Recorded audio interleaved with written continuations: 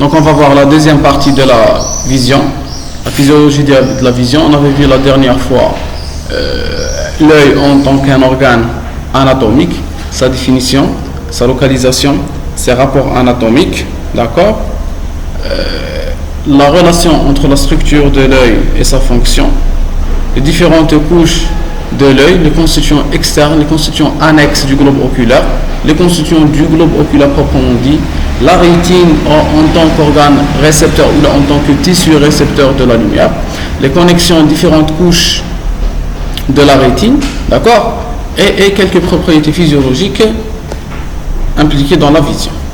On va continuer maintenant la deuxième partie, justement avec d'autres propriétés de l'œil en tant qu'organe impliqué dans la vision.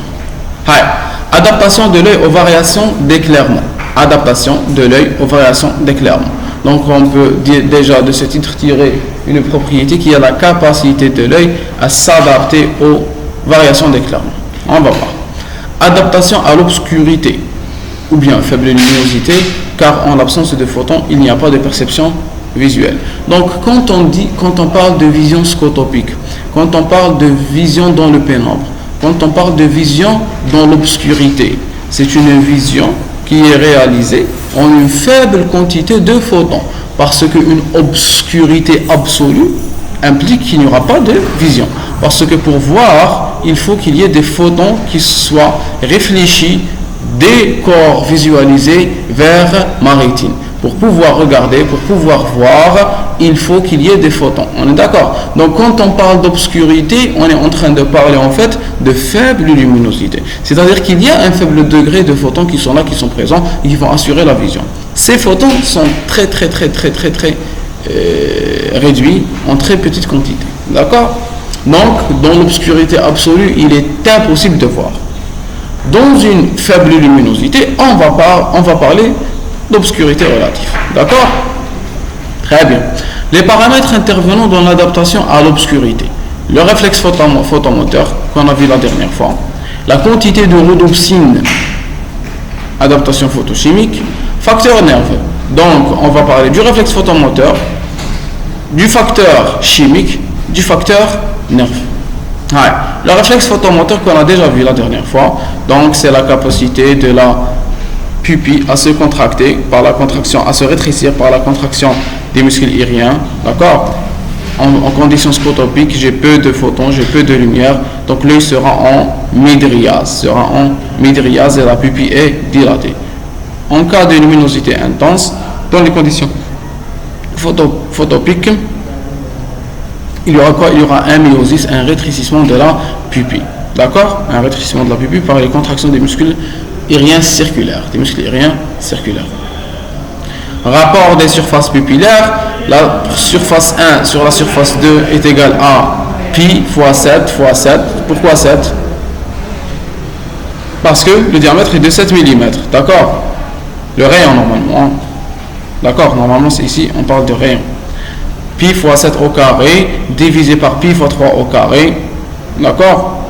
Donc, entre une mydriase et un myosis, il y a 5 fois moins de lumière qui pénètre dans l'œil. D'accord? Il y a une diminution de 5 fois de la surface. Non, c'est pas important. L'essentiel, c'est pour vous montrer que le myosis et le mydriase créent une différence de la quantité de photons qui entrent ou qui arrivent à la rétine. Le myosis n'est pas là comme ça. Il peut vraiment diminuer la surface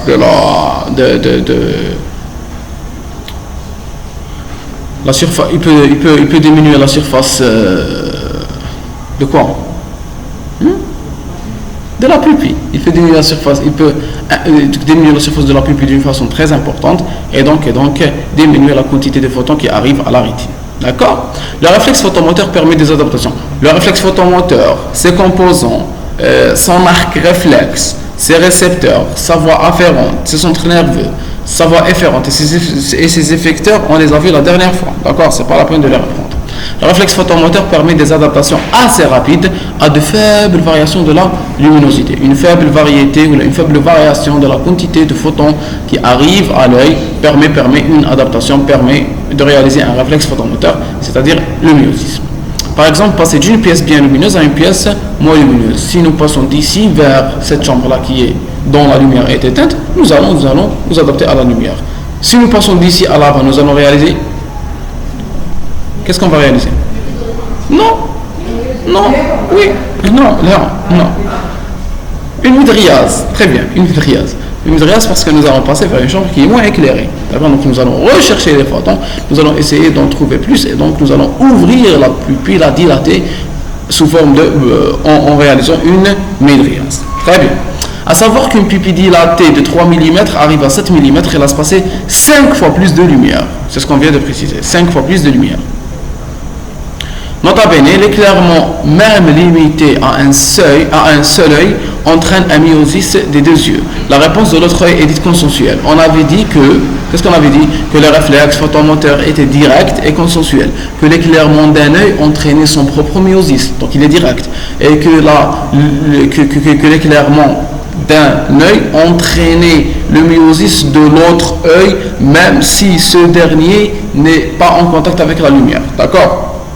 Donc, le réflexe est consensuel, il touche les deux yeux en même temps. En conditions scotopiques. Donc, en conditions scotopiques, nous sommes en midriaz. Il y a une faible intensité, de la lumière. Faible acuité visuelle, les cellules en cône sont aveugles, seules les cellules en bâtonnet sont actives. On avait dit la dernière fois que les cellules en cône regardaient dans les conditions photopiques. Les cellules en cône regardaient dans des conditions photopiques. D'accord? C'est-à-dire que leur seuil d'excitabilité est important. Il leur faut beaucoup de lumière pour être excités. Donc, dans les conditions scotopiques, les cellules en cône deviennent aveugles. Et puisqu'elles deviennent aveugles, elles ne peuvent pas voir. Et donc, toute ma vision dans les conditions scotopiques vont dépendre des cellules en bâtonnet. On avait dit la dernière fois que la vision des couleurs, que la vision précise, d'accord, que la vision des détails, elle était quoi? Elle était le travail ou la fonction des cellules en cône. C'était les cellules en cône qui regardaient avec précision, c'était les cellules en cône qui regardaient les reliefs, c'était les cellules en cône qui regardaient les détails et les couleurs. Donc, et c'est pour cela qu'on avait dit que la macula était la partie centrale de l'œil qui regardait le plus précisément et qu'à l'intérieur de la macula il y avait une fovea et qu'à l'intérieur de la fovea il y avait une faveola, et plus on approchait de la périphérie vers le centre, plus j'avais des cellules en cône et moins j'avais des cellules en bâtonnet, et on avait dit que la vision était plus précise, mieux colorée, plus détaillée dans le centre de l'œil, justement parce qu'il y a plus de cellules en cône et qu'il y avait moins de cellules en bâtonnet. Donc plus j'ai des cellules en cône, plus je regarde dans le détail. Mais ces cellules en cône, pour pouvoir fonctionner, pour pouvoir réaliser leur fonction, il faut qu'elles soient dans une condition photopique, dans la lumière du jour. D'accord? Dans une lumière intense, dans une lumière importante. Donc, quand je regarde dans l'obscurité, dans les conditions scotopiques, en faible luminosité, je vais utiliser mes cellules en bâtonnet. Et les cellules en bâtonnet vont regarder avec leurs caractéristiques. Quelles sont leurs caractéristiques? Elles regardent sans précision, elles regardent flou, elles regardent sans couleur. Donc, si je regarde avec la rétine périphérique, je vais voir avec les caractéristiques des cellules en bâtonnet. Donc, il y aura une faible acuité visuelle. Les cellules en cône sont aveugles, seules les cellules en bâtonnet sont actives et leur vision a une faible acuité. La vision est achromatique, on regarde sans couleur. Les cellules en bâtonnet seules actives en conditions scotopiques assurent dans les dites conditions une vision sans couleur. La vision sera sans couleur. Donc, on a une clinique chirurgicale, je crois qu'ils sont en train de circonscrire. Bref, la vision est achromatique. Donc la vision est achromatique dans les conditions scotopiques. La vision est sans couleur dans la nuit parce que nous regardons avec les cellules en bâtonnet et les cellules en bâtonnet regardent sans couleur. D'accord? Voici le réflexe photomoteur dans les conditions scotopiques. Donc c'est une image en noir et blanc, ne regardons pas les couleurs. Il y a une midriaz en conditions scotopiques, faible acuité visuelle et vision achromatique. Donc, c'est l'image, c'est ce qu'il y a dans notre rétine. C'est ce qu'il y a dans notre rétine. Donc au niveau de la rétine, l'image elle est inversée, elle est plus petite et elle est floue, et elle est noir et blanc. En condition photopique maintenant, mydriase par l'atropine, c'est une mydriase provoquée parce qu'on avait dit que la vision photopique se regardait ou se réalisait avec les cellules en cône. C'est pour cela que lorsque la luminosité est importante, qu'est-ce que je réalise? Je réalise un myosis. Pourquoi? Pour concentrer la lumière, les faisceaux lumineux, au niveau de la rétine centrale, là où il y a les cellules en cône. Pour ne pas regarder avec mes cellules en bâtonnet, parce que les cellules en bâtonnet sont inutiles quand on regarde en périphérie. Quand on regarde dans la lumière du jour. Les cellules en bâtonnet sont inutiles, donc je vais éliminer la périphérie, ne pas l'inclure dans le champ de vision, dans le champ rétinien impliqué dans la vision, et donc je vais regarder avec ma rétine centrale, avec les cellules en cône, dans les conditions physiologiques. Là, qu'est-ce que je vais faire? Je vais mettre un parasympatholytique, l'atropine, un parasympatholytique qui est un inhibiteur du système sympathique. C'est le système qui est un inhibiteur du système parasympathique, d'accord? Et le 3, il a un contingent parasympathique, d'accord, qui est responsable du myosis, donc je vais le paralyser, d'accord? Je vais diminuer sa fonction et donc je vais avoir une mydriase provoquée par l'atropine, comme celle que provoque l'ophtalmologue pour vous réaliser un fond d'œil. Pour vous réaliser un fond d'œil, il faut voir le fond de votre œil. C'est quoi un fond d'œil? C'est l'utilisation de l'ophtalmoscope pour regarder le fond de l'œil, pour regarder la rétine. D'accord? Donc pour pouvoir regarder la rétine, l'ophtalmologiste, qu'est-ce qu'il fait? Il va vous provoquer une mydriase. Donc qu'est-ce qu'il va vous donner? Il va vous donner un parasympatholytique. Donc il y aura une dilatation de la pupille pour que lui il puisse inspecter, il puisse regarder ce qu'il y a dedans. C'est pour cela qu'après qui a réalisé un fond d'œil? Jamais d'être fond d'œil. Donc c'est pour cela qu'après avoir réalisé un fond d'œil, nous avons une vision floue. D'accord? Floue pourquoi? Parce que il a réalisé une mydriase et il y a eu une activation des cellules en bâtonnet. D'accord? Qui ont un seuil d'excitabilité très faible, qui regardent flou. D'accord? Donc il a impliqué la périphérie. Si dans les conditions photopiques, nous essayons d'impliquer pharmacologiquement, nous essayons d'impliquer la rétine périphérique en réalisant une mydriase, en provoquant une mydriase par un composant pharmacologique, un parasympatholytique, nous allons voir une vision qui est anormale, parce que la rétine périphérique n'est pas censée être impliquée dans la vision en conditions diurne. Donc je vais avoir une vision avec des défauts optiques, aberration chromatique, sphérique, due à la mauvaise distinction des couleurs et des formes des cellules en bâtonnet. Les cellules en bâtonnet, on distingue mal les formes et les couleurs. Les cellules en bâtonnet distinguent mal les formes et les couleurs. Donc je vais avoir une vision qui est aberrante, une vision qui est anormale. D'accord?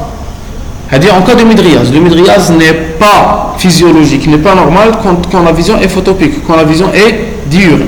D'accord? Dans les conditions physiologiques, qu'est-ce que j'ai? J'ai un myosis dû à la présence de la lumière. Par quoi? Par le réflexe photomoteur. Nous regardons dans la lumière, nous allons regarder avec un myosis. Le myosis va éliminer les cellules en bâtonnet du champ, il ne va regarder qu'avec les cellules en cône. D'accord? Il y aura une correction des défauts grâce à les cellules en cône, adaptation à l'augmentation de la lumière. Donc, réflexe photomoteur, photopique. Je vais dire défaut optique, aberration chromatique, aberration sphérique. C'est cette image que j'obtiens au niveau de la rétine si je provoque une mydriase. Par contre, si je laisse l'œil faire ce qu'il doit faire, il va réaliser un myosis.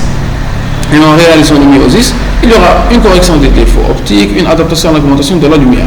Donc, voici l'image réelle. C'est qui ce personnage? Vous connaissez? Voici,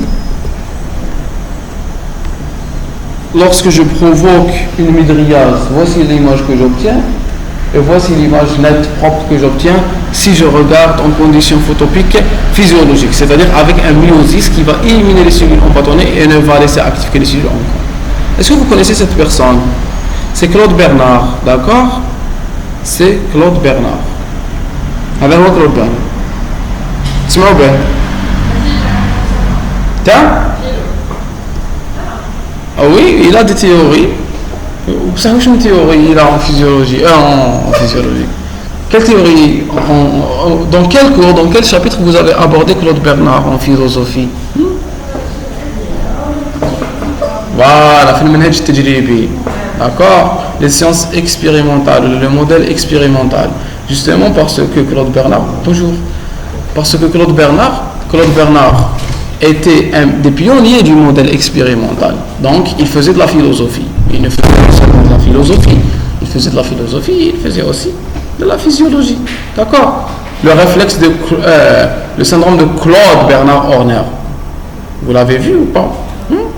Nous avons justement un ptosis, un myosis et une ophtalmie. Claude Bernard, que vous avez vu en physiologie respiratoire, d'accord? Donc il a beaucoup de travaux en physiologie. Donc l'appareil cardiovasculaire, l'appareil respiratoire, etc., etc. D'accord? Donc, comme conclusion, l'appareil optique de l'œil et surtout le cristallin qu'on avait abordé la dernière fois, c'est quoi le cristallin? C'est l'équivalent d'une lentille. C'est l'équivalent d'une lentille biconvexe située à l'intérieur de l'œil et qui peut se bomber surtout par sa face antérieure. Très bien. A une puissance réfractive, à une fréquence réfractive plus importante sur les bords que dans l'axe optique. Cette aberration sphérique est responsable du fait que plus la pupille est large, moins l'image est nette. L'appareil optique, surtout représenté par le cristallin. Le cristallin, si je veux le représenter de profil, ce sera un peu comme ça. D'accord? Ce sera comme ça plutôt. Comme ça. C'est pas joli, c'est pas ça ce que je cherche.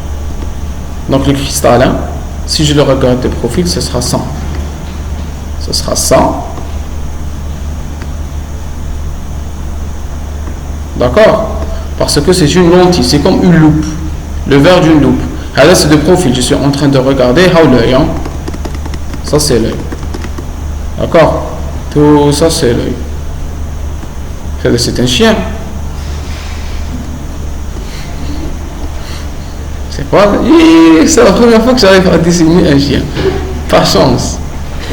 Bon. Droupi. le PIF. Vous connaissez PIF? PIF et Hercule. Vous ne connaissez pas le magazine? Là, je le PIF. Dans Jalan du PIF, vous allez voir qu'il lui ressemble. Bref. Bon. C'est un œil raté. Mais bon, ça c'est l'œil. L'œil, il regarde vers ce côté. D'accord?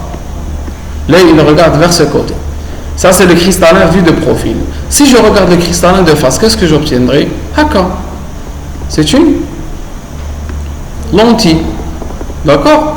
C'est une lentille, mais elle est biconvexe. Elle est kharja. Ou kharja. Donc, kharja kharja. Donc, quand je la regarde de profil, ce sera ça. Ce sera, hop, elle est convexe en avant, convexe en arrière. Donc, cette convexité, elle lui donne des propriétés réfractives. Vous connaissez la réfraction? La réfraction est la capacité d'un système optique de dévier la lumière incidente pour que j'obtienne un faisceau lumineux qui est réfracté. Ça, c'est le faisceau lumineux incident. D'accord? Ça, c'est celui réfracté. Donc, c'est la capacité de réfraction. Quand j'ai un faisceau incident, il y aura une réflexion et il y aura une réfraction. D'accord? Bon, ça dépend du système optique. Le système optique peut réaliser une absorption et une continuation, une émission. C'est pas important. L'essentiel, il nous dit que le système optique constitué, cette lentille biconvexe constituée par le cristallin, dans le centre, elle a une très faible capacité réfractive. Donc, si le faisceau passe comme ça, il va continuer son même trajet. D'accord? Par contre, quand il va en périphérie, c'est-à-dire ici, en haut, ici, en bas, d'accord? Quand le faisceau vient, il est juste un peu dévié. Il est très dévié par la lentille. D'accord? Donc la force de réfraction devient importante dans la périphérie. La force de réfraction devient très importante dans la périphérie. Donc si le faisceau vient ici, par exemple, il entre comme ça, hop, il sera vraiment dévié. S'il entre ici, par exemple, il va être très dévié. Donc dans le centre, il a une faible capacité de réfraction. Dans la périphérie, il a une forte capacité de réfraction. D'accord? Donc, plus la pupille est large, plus elle laisse des parties de plus en plus périphériques s'exposer au faisceau lumineux. Donc, supposons que ça, c'est l'œil. D'accord? Ça, c'est le cristallin. La pupille, elle peut être comme ça. Ne laissez que les parties centrales être touchées par la lumière. Si c'est les parties centrales qui sont touchées par la lumière, je n'aurai pas de déviation. Par contre, lorsqu'elle va se dilater la pupille, elle va laisser des parties de plus en plus périphériques être touchées par les faisceaux lumineux. Si je réalise une mydriase encore plus importante, j'aurai toute la périphérie du cristallin qui sera atteinte par les faisceaux lumineux. Et donc les faisceaux lumineux vont toucher la périphérie du cristallin. En touchant la périphérie du cristallin, il va y avoir une réfraction très importante. Cette réfraction va modifier les corps que je suis en train de regarder et je vais avoir une vision qui est floue.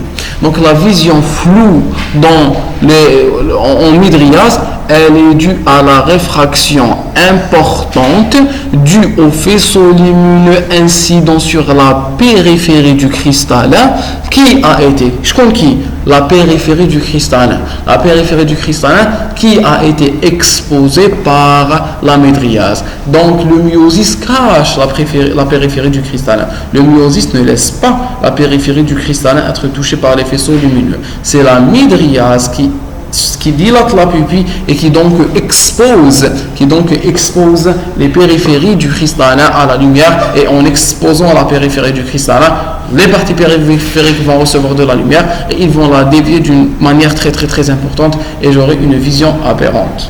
Les formes ne seront pas respectées parce que la réfraction est importante. Est-ce que c'est d'accord? C'est d'accord? Très bien.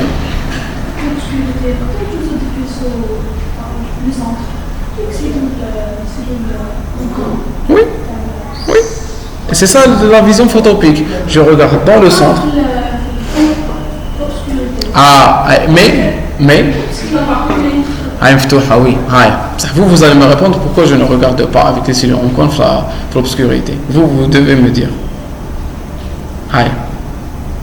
Je suis en obscurité. La rétine centrale, elle est aveugle. L'obscurité, pourquoi? Parce que son seuil d'excitabilité est haut. Il me faut une forte lumière pour pouvoir la stimuler. Donc elle ne peut pas regarder, malgré le fait qu'elle soit exposée à la lumière. D'accord? Oui.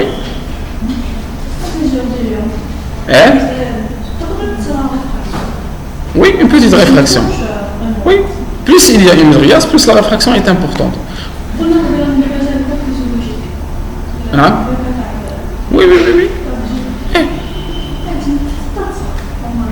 تقدر تصير لا ميدرياز صار كي تبدل بلاصه وي oui تقدر تصرا بصح تصرا en très petite quantité. L'excitation des cellules en bâtonnet, elle est très faible dans les conditions photopiques. Parce que elles sont, plus je m'approche dans le centre, plus elles diminuent. D'accord? On continue.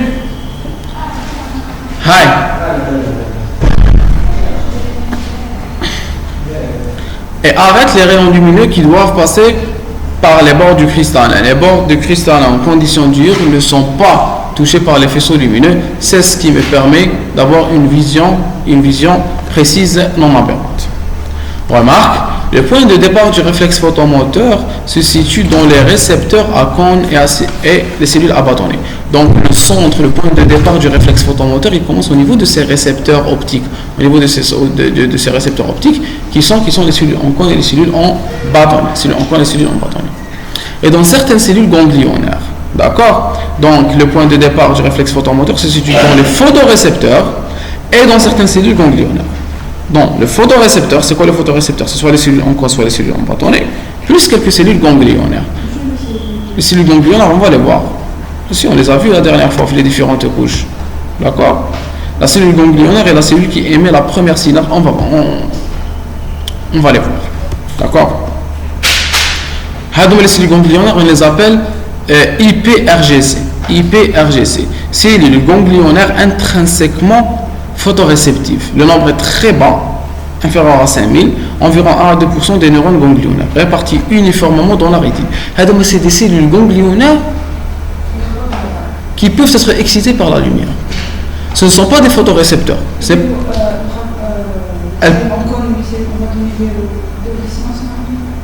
Oui, et des connexions, on va voir quel type de connexion. D'accord? L'essentiel, c'est que normalement, les cellules nerveuses, les cellules ganglionnaires ne sont pas excitables par la lumière. C'est les cellules en cône et les cellules en bâtonnet qui sont excitables par la lumière. D'accord? Mais j'ai un très petit nombre de cellules ganglionnaires uniformément réparties dans la rétine qui peuvent être excitées par la lumière. Ce sont des cellules ganglionnaires intrinsèquement photoréceptives, c'est-à-dire qu'elles n'ont pas besoin du message des cellules en cône et des cellules en bâtonnet pour déclencher le réflexe photomoteur. Elles peuvent déclencher elles-mêmes le réflexe photomoteur. D'accord? Les IPRGC. Ces cellules contiennent dans leur dendrite, soma et axone un photopigment non visuel qui ne participe certes pas à la vision. C'est la mélanopsine. La mélanopsine, pic d'absorption spectrale à 480 nm, dont la décoloration induit une dépolarisation et des potentiels d'action à l'origine de la réponse de l'iris à l'éclairement de l'œil. Donc les cellules ganglionnaires vont agir comme les photorécepteurs, pas pour regarder, mais juste pour déclencher le réflexe photomoteur. C'est-à-dire qu'elles contiennent dans leur cytoplasme, un photopigment qui est la mélanopsine. La mélanopsine, elle peut se décolorer et donc déclencher un potentiel d'action. Le potentiel d'action ne va pas envoyer des messages visuels. Il ne va pas envoyer des messages visuels aux centres corticaux. D'accord? Il va juste déclencher un réflexe photomoteur. Donc ces cellules ganglionnaires, ce ne sont pas des photorécepteurs, mais elles contiennent une toute petite quantité de photopigments. Cette quantité de photopigments est responsable de l'émission de potentiel d'action qui est responsable de la voie afférente du réflexe photomoteur. Donc le réflexe photomoteur peut être déclenché soit au niveau des cellules réceptrices, les cellules en cône et les cellules en bâtonnet, soit par les IPRGC. Les IPRGC peuvent déclencher le réflexe photomoteur. C'est quoi les IPRGC? Ce sont des cellules ganglionnaires dont le nombre est inférieur à 5000 et qui sont uniformément répartis dans la rétine et qui peuvent, par la décoloration de leur photopigment, déclencher le réflexe photomoteur. D'accord? D'accord?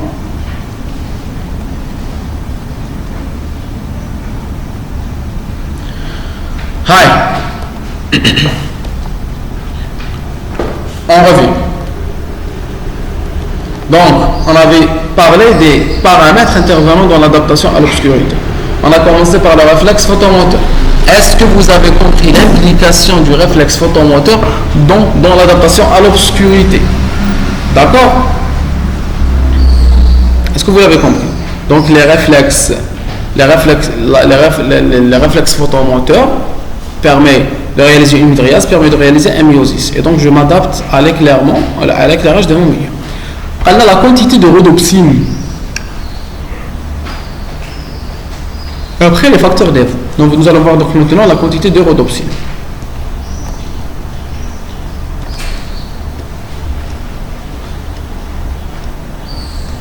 La rhodopsine est un photopigment contenu dans les cellules à bâtonnet.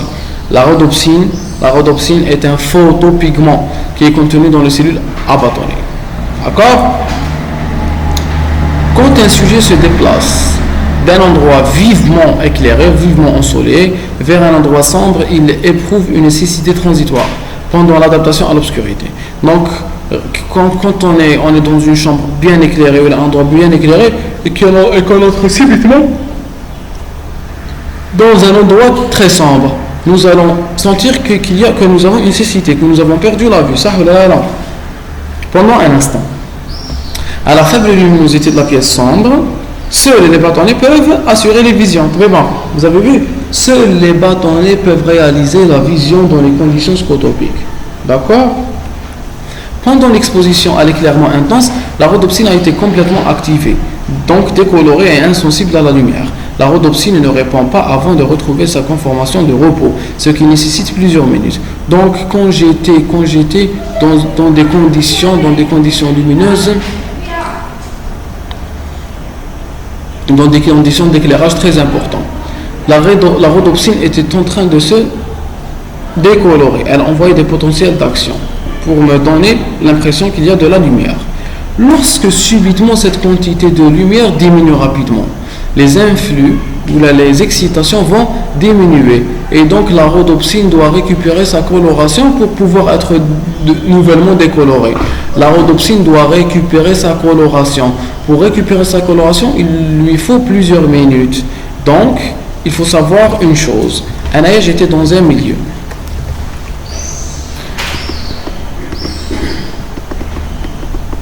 J'étais dans un milieu très éclairé. D'accord ?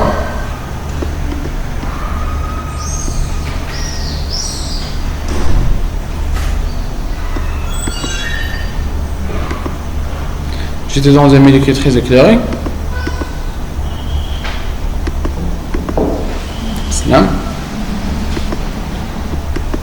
J'étais dans un milieu très éclairé. J'étais en myosis. Cette myosis, qu'est-ce qu'il va faire? Il va m'exposer les cellules en cône et des cellules en bâtonnet. Quelques cellules en bâtonnet. On est chez la macule qui est excitée. D'accord? Je suis dans une région de la rétine. Donc il y a des cellules en cône et des cellules en bâtonnet. Quand je passe vers un endroit sombre, très sombre, qu'est-ce qu'il va y avoir? Il va y avoir une mydriase.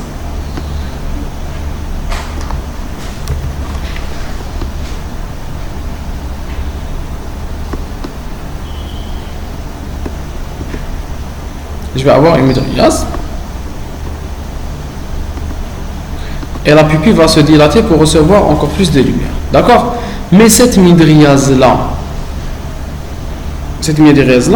elle va m'exposer de nouvelles cellules en bâtonnet. D'accord?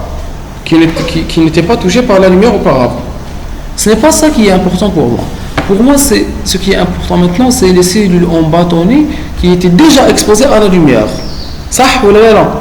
Les cellules en bâtonnet qui étaient exposées à la lumière, ils émettaient des potentiels d'action. Donc je dois arrêter les potentiels d'action pour pouvoir m'accommoder ou m'adapter à ces nouvelles conditions. Donc la rhodopsine qui était exposée, qui est contenue dans les cellules en bâtonnet qui étaient exposées à la lumière, il lui faut s'adapter pour se recolorer et pour devenir équivalente à ces cellules qui n'étaient pas exposées à la lumière. Donc un œil pour pouvoir regarder dans le pénombre, pour pouvoir regarder dans l'obscurité. Qu'est-ce que je fais? J'expose les cellules en bâtonnet, mais je dois aussi récupérer les cellules en bâtonnet qui étaient exposées auparavant. Ça ou là? Pourquoi je dois exposer de nouvelles cellules en bâtonnet? Je dois exposer des cellules en bâtonnet parce qu'elles sont plus sensibles à la situation actuelle, pour avoir plus de cellules en bâtonnet qui peuvent être impliquées dans la vision. Ça, là. Mais pourquoi je dois aussi récupérer les anciennes cellules en bâtonnet? Je dois les récupérer pour qu'elles puissent regarder, ou je dois les récupérer pour arrêter l'ancien message, pour arrêter le message qui était dû à la présence de lumière. Je n'ai plus de lumière. Je dois arrêter ce message pour ne plus sentir cette cécité. Est-ce qu'on est d'accord? Donc il faut qu'il y ait une recoloration de la rhodopsine. Une recoloration de quelle rhodopsine? Une recoloration de la rhodopsine qui est contenue dans les cellules en bâtonnet qui étaient déjà exposées à la lumière. Les cellules en bâtonnet qui n'étaient pas exposées à la lumière, je n'en parle pas parce qu'ils n'étaient pas exposés à la lumière, ils étaient dans l'obscurité. D'accord? Donc ces cellules en bâtonnet qui étaient cachées par l'iris. D'accord? Les cellules en bâtonnet qui étaient cachées par l'iris. C'était des cellules en bâtonnet qui étaient dans l'obscurité, qui n'étaient pas décoloriées. Donc elles sont prêtes à fonctionner normalement. C'est des cellules en bâtonnet qui étaient déjà exposées à la lumière qui me gênent. Je dois les recolorer pour récupérer leur fonction. Est-ce que c'est clair? C'est clair? Très bien. On va voir comment je dois les recolorer. Bon, on est en train de voir, on est en train de poursuivre le cours de la vision, d'accord? Et une petite sorte vision. Donc vous regardez là. Même la première partie que vous avez ratée, vous allez la regarder. On a vu le réflexe photomoteur. Donc on est en train de voir l'implication de la quantité de rhodopsine dans l'adaptation à l'obscurité. D'accord? Alors, à la faible luminosité de la pièce sombre, vision scotopique, seuls les bâtonnets peuvent assurer la vision. Ça. Pendant l'exposition à l'éclairement intense, la rhodopsine a été complètement activée. La rhodopsine a été complètement activée. Je parle de quelle rhodopsine? C'est la rhodopsine qui est contenue dans les cellules en bâtonnet exposées à la lumière. J'ai dit dans notre bien. Ça, vous verra. Très bien.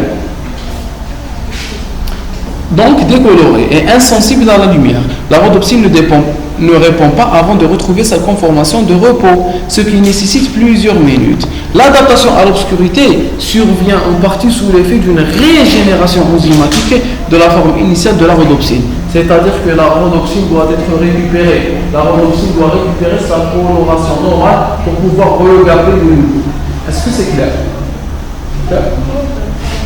Le rôle de la rhodopsine est un photopigment qui est sensible à la lumière et qui se décolore. En se décolorant, il va faire naître, il va donner naissance à des potentiels d'action. Les potentiels d'action vont cheminer dans les faisceaux nerveux pour nous donner cet aspect de la lumière. Donc c'est un photopigment qui reçoit la lumière pour que nous regardions. Sa décoloration induit une dépolarisation, et la dépolarisation est le message d'un peu proprement dit. D'accord? Oui. Non, c'est une bâtonnet. Oui. Sinon, la décoloration. Oui, monsieur Fauche. Oui, monsieur Fauche. Si. La quantité qui est exposée par le myosis. Oui, bon, elle a des cellules en bâtonnet qui diminuent de la périphérie vers le centre, ou des cellules en cône qui augmentent de la périphérie vers le centre. Quand je suis dans la lumière, ça je dois cacher les bâtonnets. Mon but, ce n'est pas seulement de cacher mes bâtonnets, c'est de cacher les bâtonnets et d'exposer aussi les cellules en cône. Donc elle a un myosis absolu flafo-violet. Rien flafo-violet, on fait les cellules en bâtonnet.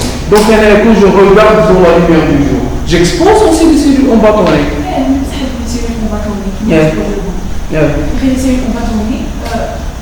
يبعثوا بزاف دي بوتنسيالاسيون هاد وي اسمع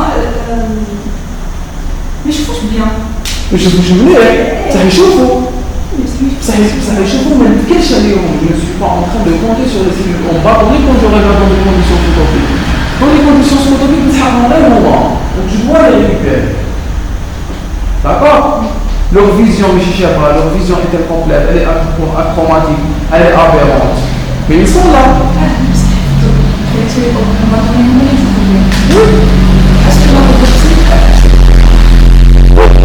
Elle doit se décoller pour regarder avec les cellules en bâtonnet. Il doit y avoir une coloration. Donc pour qu'il y ait une décoloration, il faut qu'il y ait avant une recoloration. Une recoloration pour ensuite décolorer les cellules en bâtonnet selon le besoin. D'accord?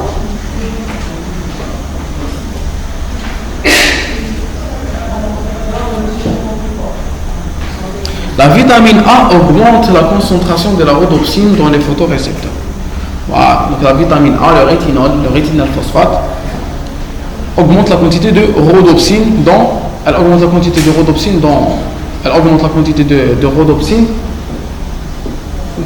les photorécepteurs. Donc, c'est pour ça que c'est bien de manger des carottes, parce que c'est riche en vitamine A. D'accord? Mais pas trop parce que la vitamine A est toxique à grande concentration. Où est-ce qu'on trouve beaucoup de vitamine A? Nous ne mangeons pas généralement cet aliment. Nous l'utilisons pour des fins cosmétiques. C'est une pommade utilisée chez les bébés. Voilà, l'huile de foie de morue. L'huile de foie de morue, très riche en vitamine A. D'accord? L'huile de foie de morue est comestible dans un certain degré. D'accord? Donc l'huile de zit al-houd. Vous connaissez zit al-houd? Voilà, l'huile de foie de morue est très riche en vitamine A. Ça, la version mangeable. J'ai la version point maths. D'accord? Évolution du seuil visuel en fonction du temps passé à l'obscurité. Voilà. Donc, je suis une personne, je suis dans la lumière et je vais passer de la lumière vers l'obscurité. Je vais essayer de m'adapter. نبداو بالcellules en cône. On a la rétine centrale. Ce qui est en rouge, c'est la pour comprendre ce schéma. Ce qui est en rouge, c'est la rétine centrale. Ce qui est en rouge, c'est la rétine centrale. Ce qui est en bleu, c'est la rétine périphérique. Ce qui est en rouge, c'est la rétine centrale. Ce qui est en bleu, c'est la rétine périphérique. Donc, j'entre de la lumière vers l'obscurité. Je vais. D'ailleurs, c'est quoi? C'est le temps passé dans l'obscurité. Ça, c'est le temps par minute. Ou ça, c'est le seuil d'excitation. Combien j'ai besoin de lumière pour exciter ces cellules, pour exciter cette partie de la rétine. D'accord? C'est le seuil d'excitabilité. Le seuil d'excitabilité. Le seuil d'excitabilité. Pour les cellules en cône, je vais passer d'un milieu lumineux vers un milieu sombre. D'accord? D'un milieu, c'est un milieu lumineux. Je vais passer dans un milieu sombre. Je suis dans un milieu sombre. D'accord? Je suis dans un milieu sombre. Pour la rétine centrale, elle va diminuer. C'est quoi? Elle diminue quoi? Elle diminue son seuil de sensibilité. Maintenant, la quantité de lumière qu'il faut lui donner pour qu'elle soit stimulée. D'accord? Elle va diminuer jusqu'à un seuil. Elle atteint ce seuil, elle ne peut pas diminuer plus son seuil d'excitabilité. Le seuil d'excitabilité des cellules en cône est très élevé. Il est élevé.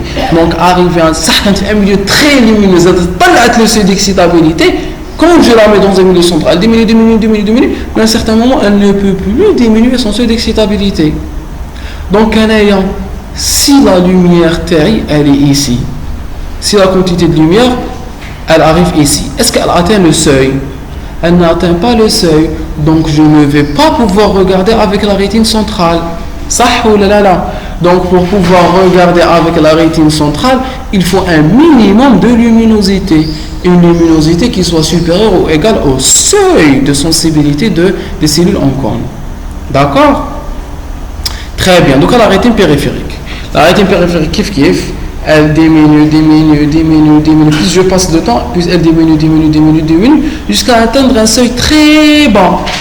Donc si la lumière elle est ici, est-ce que je peux regarder ou pas? Je peux regarder avec quelle rétine? La rétine périphérique. Si elle est ici, je peux regarder. Si elle est ici, je peux regarder. Si elle est ici, je peux regarder. Ils sont situés où? Ils sont situés dans une faible luminosité.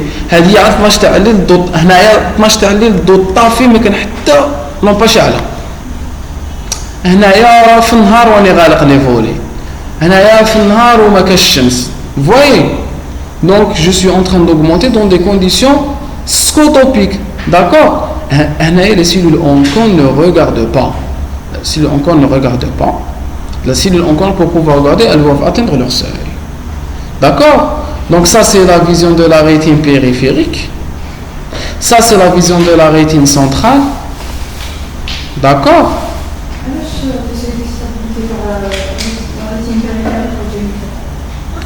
Parce que dans les conditions photopiques, le seuil taham il augmente aussi.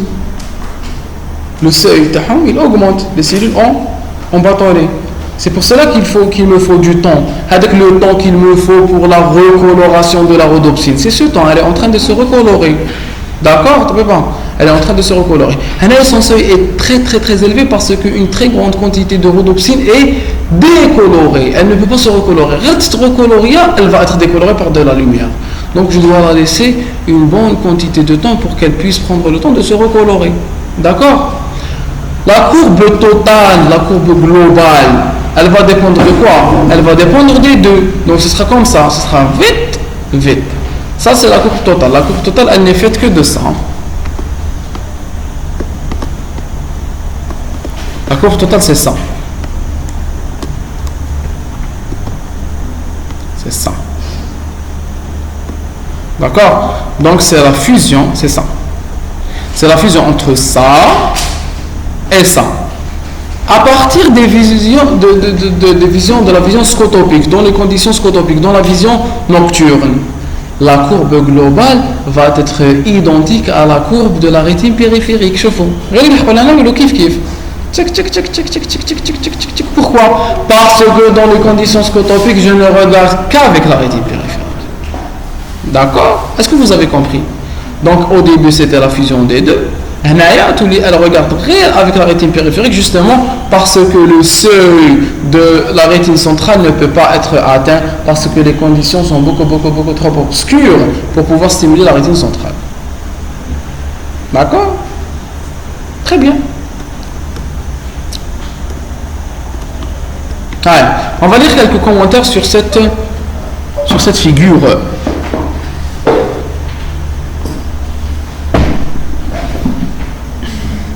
La vision photopique. En conditions photopiques, toute la rétine voit. Cette période est précoce et les cellules en cône restent actives malgré leur déplacement vers l'obscurité. D'accord? Les cellules en cône restent actives. Leur seuil commence à diminuer. Elles sont actives.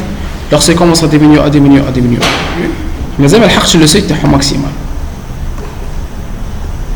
Nous remarquons une baisse considérable du seuil de la stimulation tant en région centrale qu'en région périphérique. Ça c'est la région périphérique, ça c'est la région centrale de la rétine. Ceci est dû au déplacement vers un milieu obscur.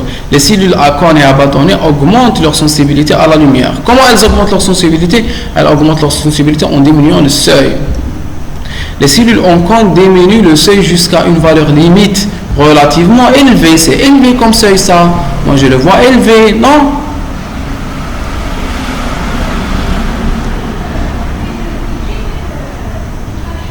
Les cellules à cône et à bâtonnet augmentent leur sensibilité en diminuant le seuil. Les cellules en cône diminuent le seuil jusqu'à une valeur limite relativement élevée. En effet, ces cellules nécessitent normalement une forte intensité pour être activées. Leur seuil s'arrête alors à une valeur qui ne diminue pas. Donc, naturellement, les cellules à cône ont besoin d'un seuil élevé, un seuil d'excitabilité élevé. Donc, malgré la diminution du seuil, il va s'arrêter à une valeur qui est relativement élevée. D'accord? Les cellules en bâtonnet continuent à baisser leur seuil jusqu'au passage à la vision scotopique. Voilà. Baisse. Hop, vision scotopique et il continue à diminuer.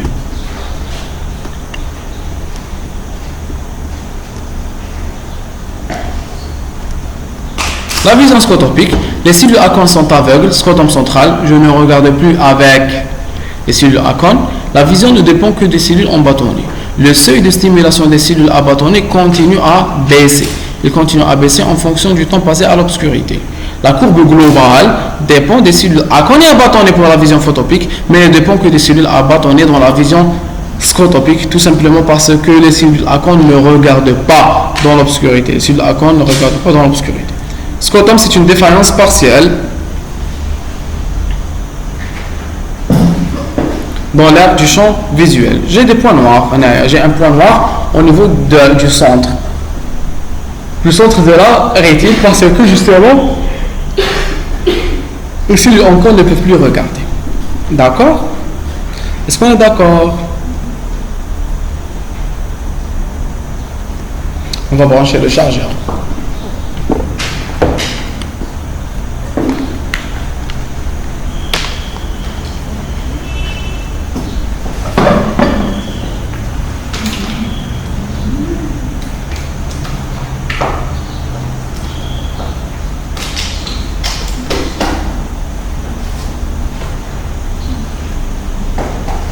Continue.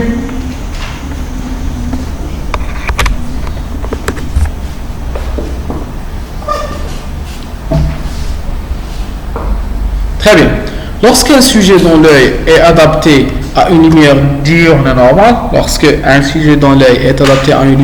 normale, pénètre dans une pièce faiblement éclairée, il commence par la trouver totalement obscure. Il commence par la trouver complètement obscure. cette faible luminosité se situant alors en dessous du seuil de la sensibilité de son œil. D'accord? Il était ici, il s'est retrouvé ici. Donc si la lumière est ici, c'est la lumière de cette chambre, elle est à ce seuil. Et ce seuil ne peut pas stimuler son seuil parce que son seuil il est ici. Donc quand je rentre dans un endroit sombre, je commence par le trouver complètement obscur. Ben, je vais commencer à m'adapter en diminuant le seuil de sensibilité. Au bout de quelques...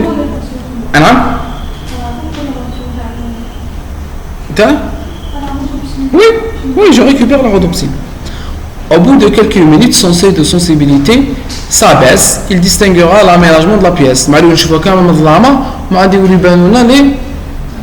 Les meubles de la pièce. L'observation des étoiles, par exemple, nécessite une adaptation plus longue. D'accord? Pour regarder les étoiles, il me faut une adaptation très importante parce que le ciel, il n'est pas éclairé. D'accord? Le ciel, il est sombre par rapport à une chambre éclairée. L'adaptation à l'obscurité.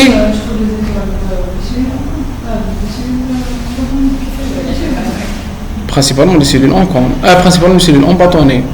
Oui, qui fait en même temps. T'as pas? Est-ce que quand vous regardez une étoile, vous ressentez ça? Vous ressentez ce que vous ressentez lorsque je vous fais ça? Essayez de regarder cette lumière. Est-ce qu'une étoile c'est comme ça? Non. Pourtant c'est un soleil. C'est une étoile. Le soleil est une étoile. C'est l'équivalent du soleil. Mais c'est très loin. Ça c'est intense pour vous. Vous regarderez ça avec les cellules en cône. D'accord? Par contre, les étoiles c'est très loin. Donc ils baignent dans le ciel. Donc je vais regarder ça comme si c'était dans un milieu qui est moins éclairé. Donc là, si je fais ça, je consomme toute ma rhodopsine en vous regardant. Je regarde flou maintenant. Ouais.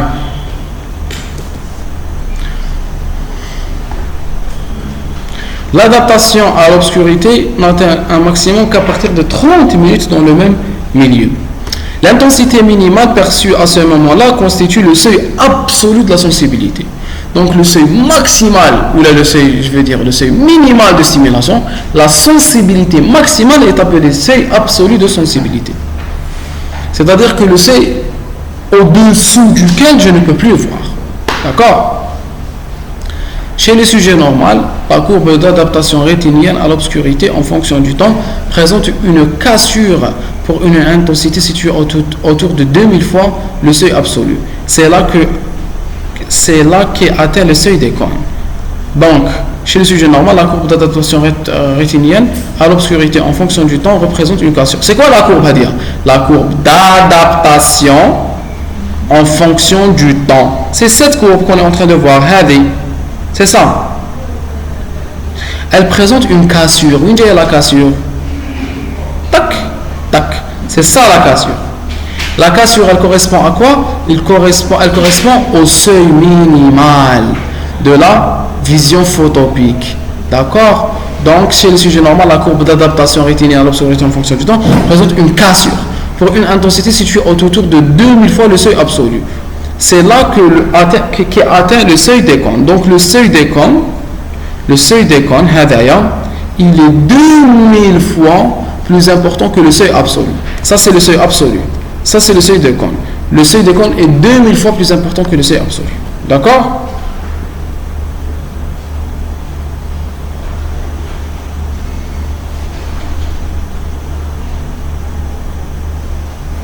La seconde partie de la courbe traduit une adaptation quelque peu retardée des cellules en bâtonnet. Chez la chromate, la personne qui ne voit pas avec les couleurs, qui a des personnes qui ne regardent pas les couleurs, les achromates, d'accord? On n'obtient que 7 secondes de portion de la courbe, alors que la courbe nous traduit l'adaptation isolée des cônes, caractérise les méralopes, sujets qui ne voient pas la nuit. Donc je peux avoir, chez certaines personnes, une courbe globale qui est égale à la courbe photopique. Les méralopes est un sujet dont les cellules abandonnées ne regardent pas. Je ferai le fadl. Fallin ma يشوفش. Parce que ces cellules en bâtonnet ne fonctionnent pas. Il ne peut pas regarder la nuit. On appelle ça un émeraude. Tout simplement parce que ces cellules en bâtonnet ne fonctionnent pas. Quel d'autres sujets? Non. C'est leurs cellules en cône qui ne fonctionnent pas. C'est les achromates. On les appelle achromates parce qu'ils ne regardent pas les couleurs. Pourquoi ils ne regardent pas les couleurs? Parce que les cellules en cône sont inactives. Et c'est les cellules en cône qui regardent donc les couleurs. Donc, leur seuil sera comme ça. Vite. Ce sera selon le seuil des cellules de la rétine périphérique. Oui, il chauffera les cellules en bâtonnet. Non. كيف ما يشوفوش في الضوء؟ يشوفوا في الضوء، يشوفوا بصح يشوفوا فلو، sans couleur, sans précision، كيما كينديروا لواحد ميدغياز، برك هما il y aura myosis وكلش، il y aura une toute petite quantité de cellules en bâtonnet qui fonctionnent. D'accord? عجب hein? Ça vous plaît? Aïe. Rôle de la rétine périphérique. Récepteur à bâtonnet et à rhodopsine. Oui?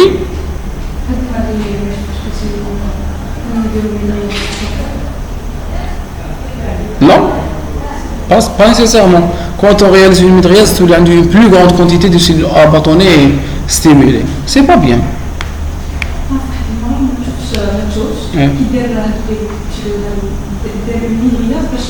Oui, c'est possible. On continue. Hi. Maintenant, on va comparer le seuil de la sensibilité de la rétine périphérique. Ah, c'est la rétine périphérique, d'accord? Ça, c'est le seuil de sensibilité de la rétine périphérique. Ça, c'est le seuil de sensibilité de la rétine périphérique en noir. Et en rouge, c'est la rhodopsine décolorée, ou là, le pourcentage de la rhodopsine décolorée. Donc, attention, il faut bien lire. Hein. Ça, c'est le seuil. D'accord? Ou ça, c'est le pourcentage de la rhodopsine décolorée. Mais قد ما تنقص la quantité de rhodopsine décolorée. واش راهو يزيد؟ Très bien. Je suis en train de diminuer la quantité de rhodopsine décolorée. Quand la quantité de rhodopsine décolorée diminue, qu'est-ce que ça veut dire? Ça veut dire que la rhodopsine est en train de se recolorier. D'accord? Attention, il faut bien lire comment ça s'appelle? Ce graphe. C'est quoi? La rhodopsine qui décolorera la Maintenant, elle est en train d'être excitée.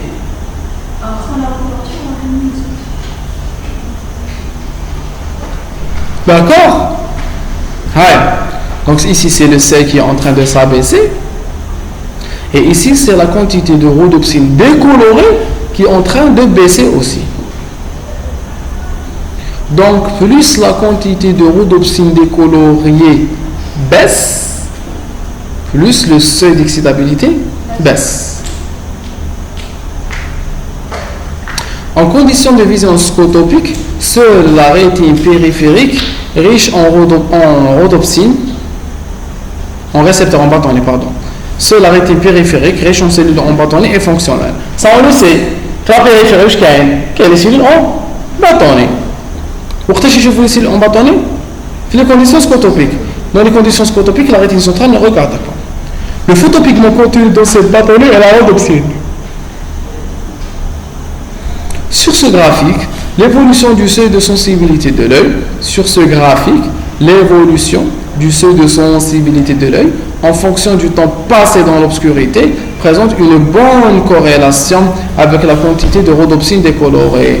Plus la rhodopsine se recolorie, plus le seuil diminue.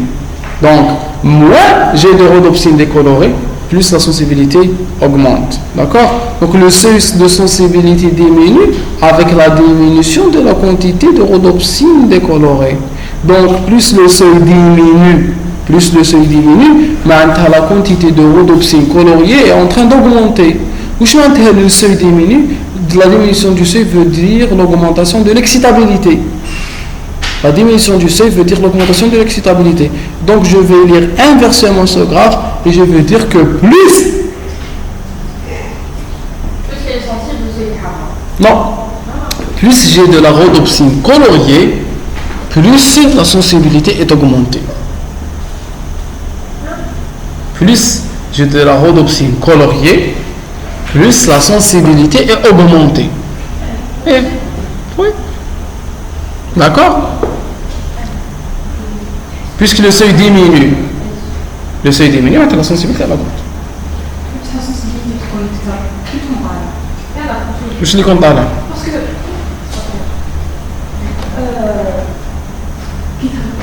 qui colorie la rhodopsine. Oui. Sinon, La rétine devient plus sensible. Parce qu'elle ne pouvait pas être stimulée, elle était décoloriée.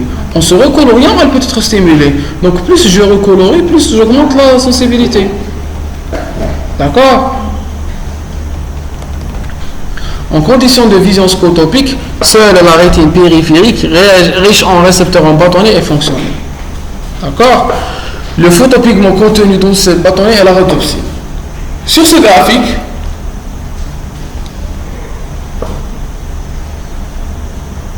l'évolution du seuil de la sensibilité de l'œil en fonction du temps passé dans l'obscurité présente une bonne corrélation avec la quantité de rhodopsine décolorée.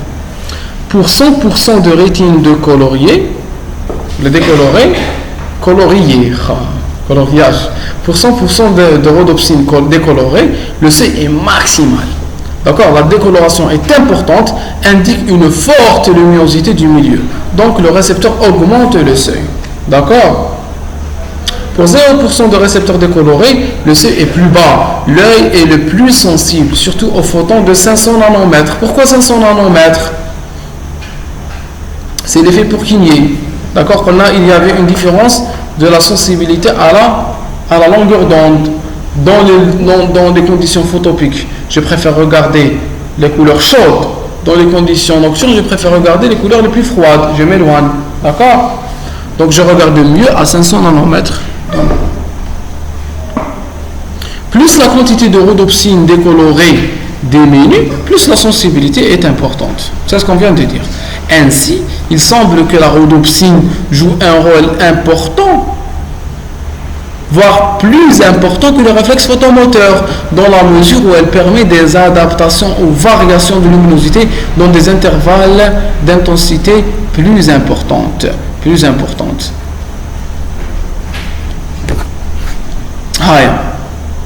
Alors, c'est plus précis de s'adapter avec la rhodopsine que de s'adapter avec le myosis. Le myosis, il diminue la surface. D'accord? Le myosis mydriase, le myosis, qu'est-ce qu'il fait? Il diminue la surface exposée à la lumière.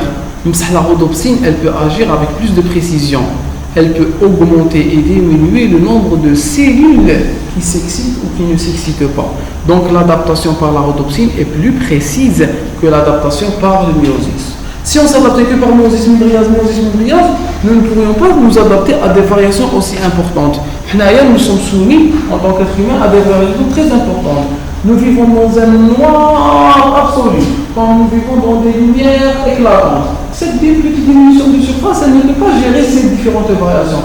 Donc je vais utiliser un moyen qui est plus précis, qui est le changement du seuil d'excitabilité de cellules. D'accord? Est-ce que c'est clair? Sûr. D'accord. Courage. Non, mais ça, je fais ça. Après, je dis au moi, je commence à être fatigué. Après, je dis au Inch'Allah. Vous êtes un mois.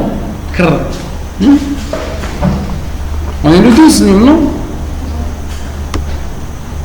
J-30. هكذا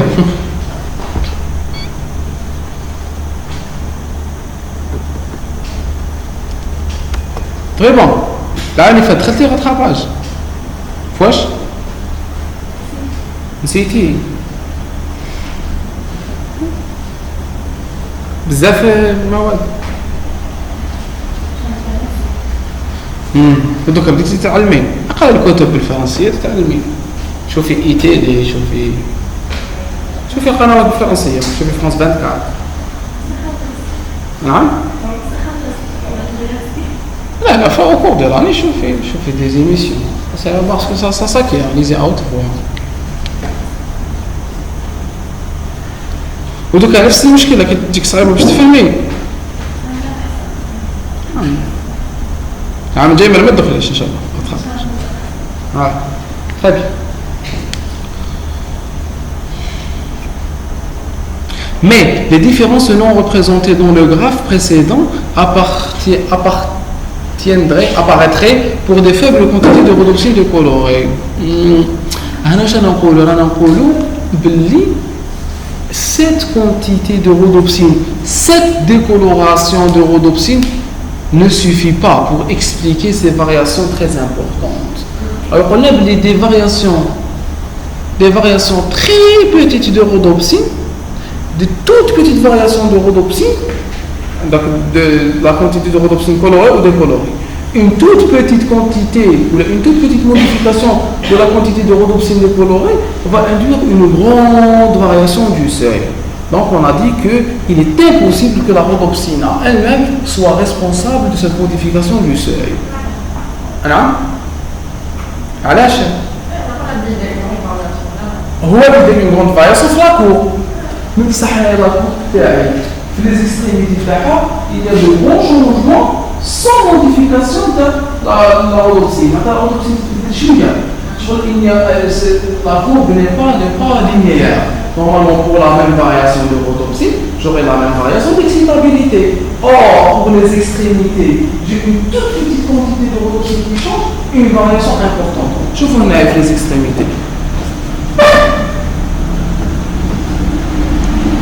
Alors, pourquoi ici ce n'est pas comme ça? Donc c'est la même variation de rhodopsine qui induit des variations différentes du seuil. Ça veut dire pour la même quantité de rhodopsine qui change. Elle change de ça à ça. Je vous dis de 0 à 5. Je vous dis de 20 à 10. Pour la même quantité, je vous de 0 à 5. Elle ne change pratiquement pas. D'accord? Donc c'est la même quantité de rhodopsine qui change, mais elle est responsable de variation du seuil qui n'est pas équivalente de part et d'autre de mon graphique. D'accord? Donc on a dit qu'il devait y avoir un autre mécanisme. Il devait y avoir un autre mécanisme. Oui, t'as pas entendu. Ainsi, lorsque le seuil de perception est minimal, le seuil est minimal, après une longue durée passée à l'obscurité, un faible éclairement de la rétine provoque la décoloration de faibles quantités de rhodopsine, accompagnée par une augmentation non proportionnelle du seuil visuel. L'augmentation du seuil est non proportionnelle. Pour 0,006% de rhodopsine décolorée, le seuil est multiplié par 8,5. Pour 0,6%, 3300. Pour 30%, 1 million. Donc c'est pas proportionnel. D'accord? Normalement j'aurais une courbe droite. C'est pas droit. Donc ce n'est pas proportionnel. Donc la rhodopsine n'explique pas les variations de seuil parfois importantes pour de faibles quantités de pigments décolorés. Des facteurs nerveux ont été proposés pour expliquer ces variations importantes du seuil, peu liées à la quantité de rhodopsine décolorée ou au réflexe photomoteur. Donc le réflexe photomoteur à lui seul n'explique pas. D'accord? La quantité de rhodopsine à elle seule n'explique pas. Je vais ajouter le troisième élément. C'est quoi le troisième élément? On a vu le réflexe photomoteur, la rhodopsine, le facteur nerveux. Donc on est arrivé au facteur nerveux. D'accord?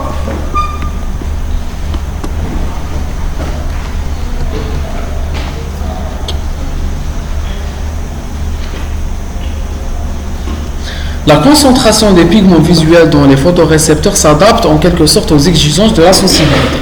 Un éclairement intense, le blanchiment, il y a une décoloration d'un grand nombre de molécules de photopigments. Lorsqu'il y a beaucoup de lumière, il y a beaucoup de décoloration. Réduction de la concentration de photopigments jusqu'à un nouvel équilibre entre destruction et photosynthèse, diminue la probabilité de rencontre photon-pigment, diminue la sensibilité. Donc il est en train de nous montrer quelle est la relation entre le seuil et la lumière. Pourquoi lorsqu'il y a plus de lumière, le seuil est plus élevé? Pourquoi? C'est pas comme ça que vous allez vous stimuler. Hein? Pourquoi vos globes oculaires? Ça veut rien dire.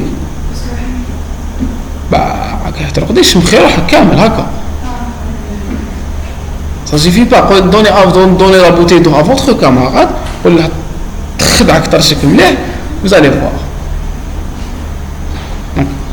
Sans que vous le sachiez. Vous allez avoir la stimulation du choc thermique, ça va durer 20 minutes. D'accord?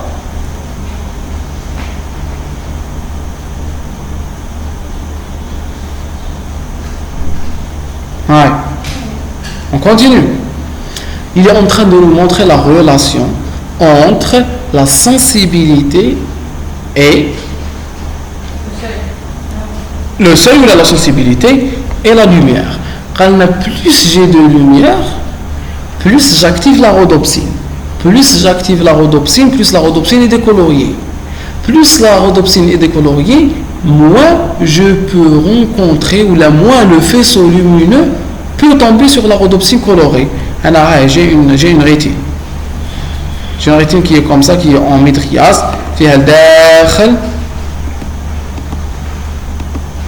Des photopigments. Photopigments.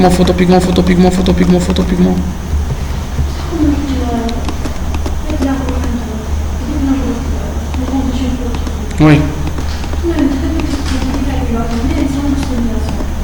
Oui.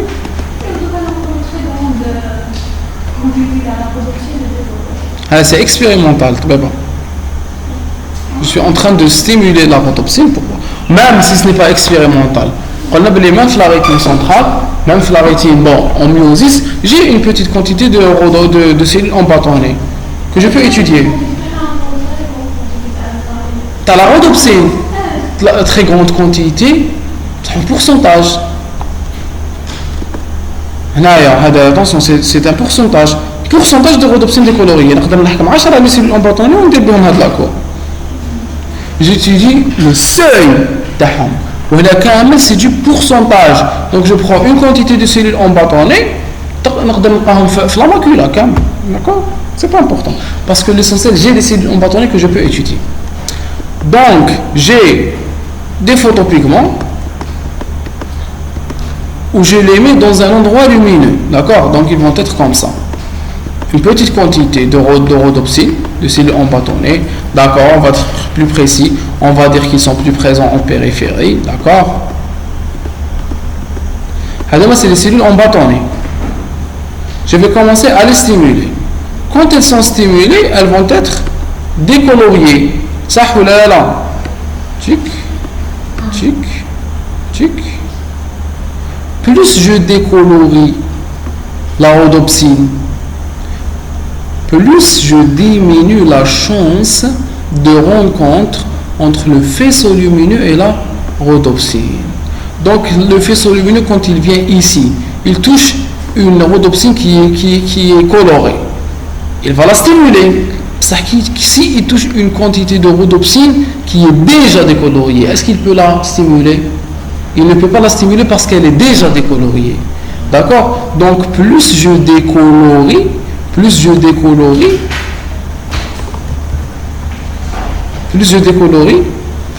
j'augmente le seuil. Pourquoi j'augmente le seuil? Parce que je diminue la sensibilité. Pourquoi je diminue la sensibilité? Parce que je suis en train de diminuer la chance de rencontre entre le faisceau lumineux et un colorant ou de la rhodopsine qui est colorée. J'ai de la rhodopsine colorée, de la rhodopsine décolorée. D'accord? Plus la rhodopsine décoloriée augmente, plus le seuil augmente. D'accord? Pourquoi l'augmentation de la rhodopsine décoloriée augmente le seuil? Pourquoi? Parce qu'en décolorant la rhodopsine, je ne peux pas la stimuler. Et plus la quantité de rhodopsine décoloriée augmente, moins j'ai de chances de rencontre entre le faisceau lumineux et la rhodopsine colorée. أنا عندي rhodopsine coloré, rhodopsine colorié. كاين واحد colorié, كاين coloré, كاين décolorié. Si la quantité de rhodopsine décoloriée augmente, la quantité de rhodopsine coloriée va diminuer. Est-ce que j'aurai plus de chances ou le moins de chances d'avoir un faisceau lumineux qui tombe sur la rhodopsine coloriée? C'est la rhodopsine colorée. Yeah. Parce qu'elle est déjà Décoloriée, elle est déjà excitée, je ne peux pas l'exciter. C'est comme qui peut me comparer ça à l'électrophysiologie, c'est comme la période réfractaire. D'accord? Le neurone est déjà stimulé, il ne peut pas être stimulé. Donc ça, c'est des périodes réfractaires, le seuil. C'est ça le seuil. Plus j'augmente la quantité de rhodopsine décoloriée, moins j'ai de rhodopsine coloriée et moins j'ai de chances d'avoir un message nerveux. D'accord? D'accord, tout va bien? décolore.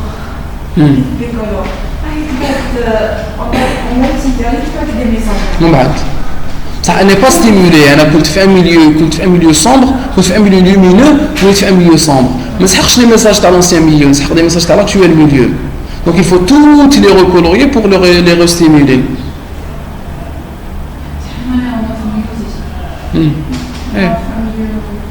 Où je me milieu là? Un milieu sombre. C'est l'adaptation à l'obscurité.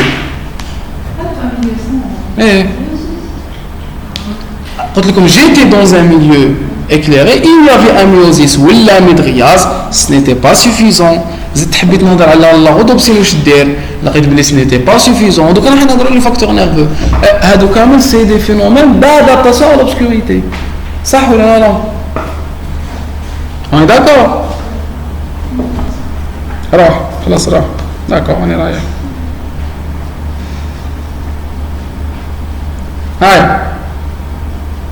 Donc, l'augmentation de la rhodopsine décoloriée augmente le seuil et donc diminue la sensibilité. Par contre, dans une ambiance faiblement éclairée, augmentation de la concentration en rhodopsine coloriée, elle va augmenter la probabilité de rencontre photon-pigment visuel, augmentation de la sensibilité. Le facteur nerveux, le pool de sommation, la théorie de Rushton. Tu vois la théorie de Rushton, je trouve. Des modifications de potentiel et donc du seuil des neurones visuels sont observées même dans les zones non éclairées. La rétine où je la colore en bande. Il y a des zones de la rétine éclairées, il y a des zones non éclairées. Il y a des zones que j'éclaire et des zones que je n'éclaire pas. Des zones que j'éclaire ou des zones que je n'éclaire pas. Quand je prends les neurones ou les cellules nerveuses de sommation, les cellules ganglionnaires et tout, je vois qu'il y a une excitation des neurones qui dépendent de photorécepteurs qui n'ont pas été stimulés. Donc je n'ai pas stimulé les photorécepteurs. Je l'ai laissé dans un endroit sombre. Mais le neurone il a été stimulé. Les groupes de neurones sont interconnectés. Maintenant, je stimule ce photopigment, il va stimuler ce neurone, mais aussi un autre neurone qui lui est lié. Donc, les neurones d'une même zone rétinienne. Il a divisé la rétine en zones. Les neurones d'une même zone rétinienne sont interconnectés. L'activation des neurones provoque celle des cellules voisines qui sont interconnectées. Donc, le photopigment contenu dans le photorécepteur qui va être directement lié à ce neurone. Je peux avoir soit la stimulation par un photorécepteur qui va être lié à ce neurone, soit la stimulation du neurone par un autre neurone qui a été stimulé par un autre photopigment. C'est pour cela que je peux avoir des activations de neurones qui sont connectés à des photorécepteurs qui n'ont pas été touchés par la lumière. D'accord? C'est pour cela qu'une toute petite quantité de rhodopsine décolorée peut me donner une quantité importante de diminution, de variation de seuil. Expérience de Rushton. Il a pris une région de la rétine, il l'a éclairée avec eux par des étroites barres lumineuses, par barre. Résultat, décoloration de la rhodopsine dans les régions éclairées, le seuil va augmenter dans ces régions. Ce qui est surprenant, c'est que le seuil des régions sombres a augmenté aussi. J'ai une augmentation du seuil dans des régions qui n'ont pas été touchées par la lumière. كيفاش أنا le photorécepteur n'a pas été touché par la lumière ou le neurone théorique il va augmenter son seuil. Pourquoi il augmente le seuil? Il augmente le seuil parce qu'il reçoit des messages d'autres neurones et non pas de son photorécepteur. Si la rhodopsine était le seul responsable de l'évolution du seuil, les régions adjacentes non éclairées ne devraient pas changer de seuil d'excitabilité. Si la rhodopsine était le seul responsable de l'évolution du seuil, les régions adjacentes non éclairées ne devraient pas changer de seuil. Ils ne devraient pas changer de seuil. Puisque la rhodopsine n'a pas été stimulée. Ceci est dû à l'existence d'un réseau de neurones interconnectés et travaillant ensemble. Un pool de neurones qui font intervenir l'activité de sommation spatiale et temporelle. Adaptation à l'éclairement prolongé.